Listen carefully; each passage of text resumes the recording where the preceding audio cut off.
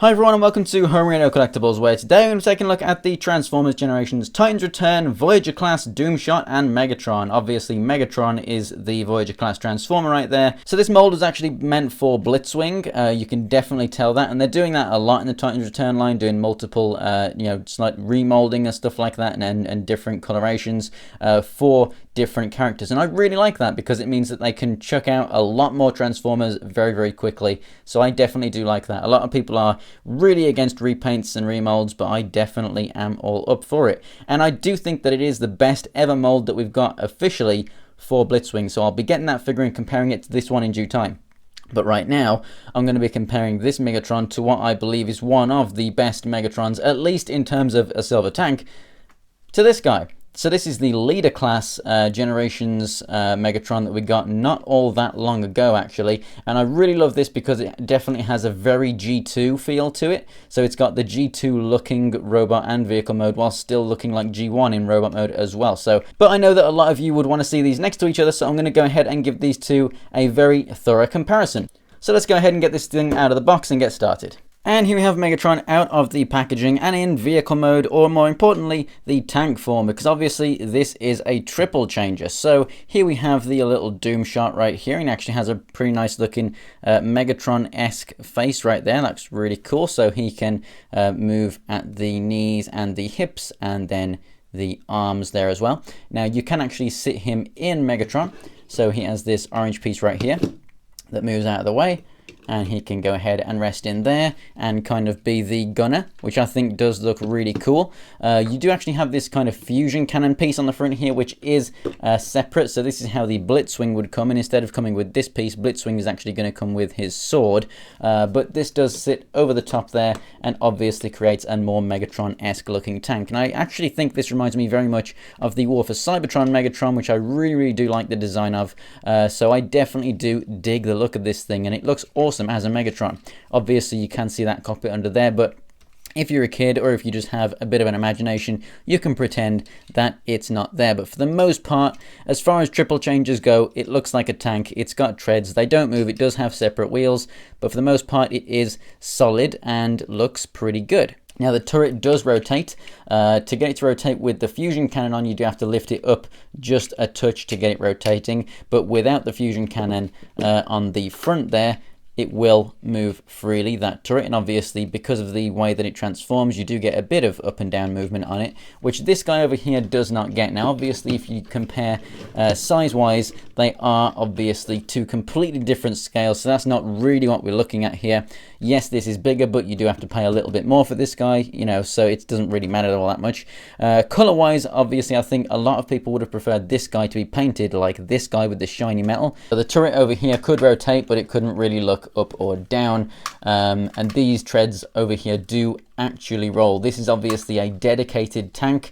It doesn't have another third mode, so the tank is pretty much a perfect looking vehicle mode.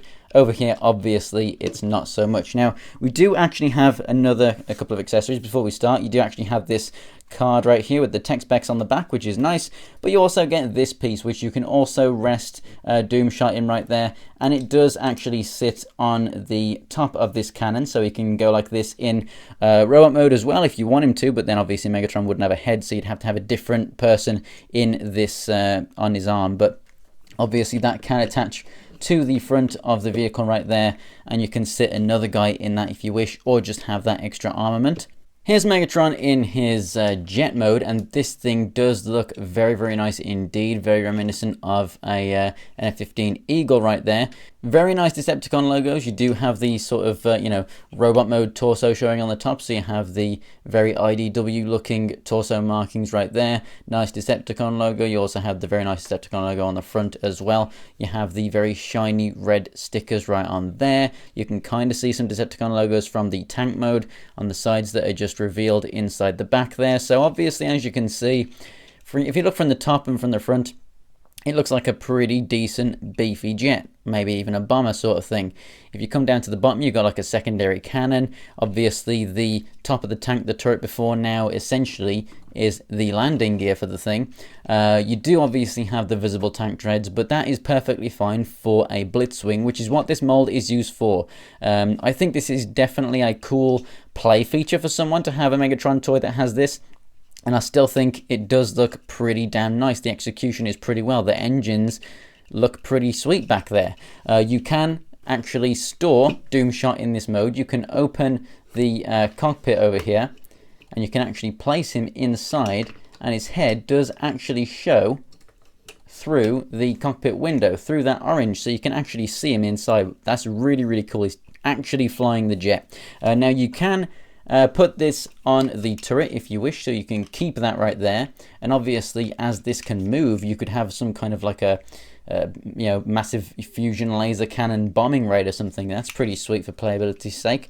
But you can put this on there like that on the one side, and then this other piece you can peg into these slots on the top, so you can obviously go ahead and sit Doomshot in there if you wish. But obviously in relation to the plane now, that doesn't really make much sense. So you can actually peg it in the front here like that, which I think looks okay. And you can peg it under here as well. So you can have the plane carrying a pretty decent set of armament underneath. I think that looks very cool indeed. So the jet mode for Megatron, it's not usually what we see him as, you know, besides the first Transformers movie, of course. But it definitely is a pretty nice look for him nonetheless. And I think that the color scheme really does suit this jet mode really well. Obviously, would be better as Blitzwing, but as far as a Megatron triple changer goes, this is pretty sweet. And in robot mode now, obviously you're starting to see the most major differences between the two.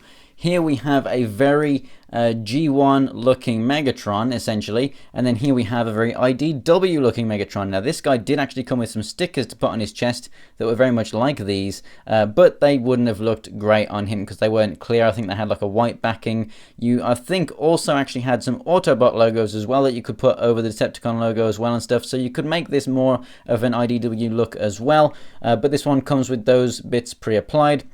And I definitely do dig the look of this guy, very much more, you know, of an IDW mold as opposed to this one being a G1 mold.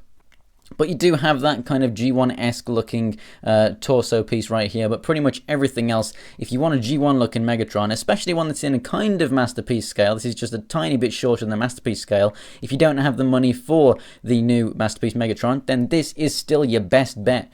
But in terms of being in scale, at least with most other Transformers toys, a Voyager class is your best way to go. It's easier to play with and everything. You've got the triple changer aspect of it. And it definitely does look fantastic. It has a more natural body stance. This guy is very robotic, as you can see. You can move him around a bit more, but everything's ratcheted, so it's kind of hard to get really nice poses with him. With this guy, you've got ball joints in the legs, and it's just a lot more natural looking.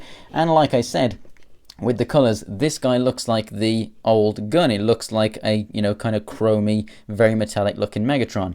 Whereas this guy over here definitely has that grey sort of animated effect that you would see in the show. So I do actually prefer this in terms of show accuracy, in terms of colours. Neither of them have a very good fusion cannon. This guy's like the top end sticks out way too much up there, as you can see. You can turn it around the other way as well and have the firing blaster, but then obviously this open end really is meant to be the front of the fusion cannon. Over here, you have to kind of combine the two pieces and it doesn't look all that great. You can have just that, but that kind of looks a bit small for a Megatron fusion cannon if you ask me, so you have to really have this on there to make it look much better and much more full. However, with this guy, you can rotate it up and move the arm around and have him firing it, looking really cool. You can actually, just like a lot of the other figures in this line, bring up some pieces next to his head there. As you can see, you can pop those up. I don't prefer that. I definitely like the look of Megatron's head without them. I would probably have these up for the Blitzwing, so I like to just keep those down. But it's something there if you want that. You can't move the head when they're on there, so I definitely like it. as is. I think maybe a paint wash would look really good against this dull grey to bring out a lot of this panel lining, especially in the face in there as well. That could do with some black inside there. But for the most part, the moulding at least is there and it looks fantastic. You got that turret sticking out in the back there. The treads are pretty nicely hidden really on the arms. It looks perfectly fine to me. Legs down here look really good, no kibble at all. You can still see that jet slightly in the back there. Again, perfectly fine for a Blitzwing mold, so I can't really complain. These wings, you can obviously fold them out still for Blitzwing, so you can keep them over there. But for Megatron, I like to just keep them straight back for that sort of silhouette look so that from the front you can't see them at all. In terms of the articulation, it is much better than that figure, so the head can rotate around. Shoulders can come all the way out to the side and all the way around as well. Love the look of those mechanics in there. You've got the rotation and the hinge there at the elbow. Wish the hands could swivel. They can't, but it doesn't really matter too much because you can still at least swivel the whole forearm like that. You don't get any waist rotation though, but you do get really nice ball jointed hips, rotation at the thigh. You get the single jointed knee there as well, and a bit of foot articulation too. Actually stands about 7.5 to 8 inches tall. That's between the head and that turret right there. This guy stands about 9.5 inches tall to the top of his head. So if you want something that's a little bit bigger on your display, a beefier Megatron, and you like that chromed up look, and you definitely want an awesome tank mode, or you're reminiscent of the G2 tank, get this guy. If you want something that's got that plain mode as well, it has a more of a grey look instead of a metallic look. You've got really nice IDW stickers that are better than the ones that came with that guy. You obviously have, I feel, better articulation with those ball joints.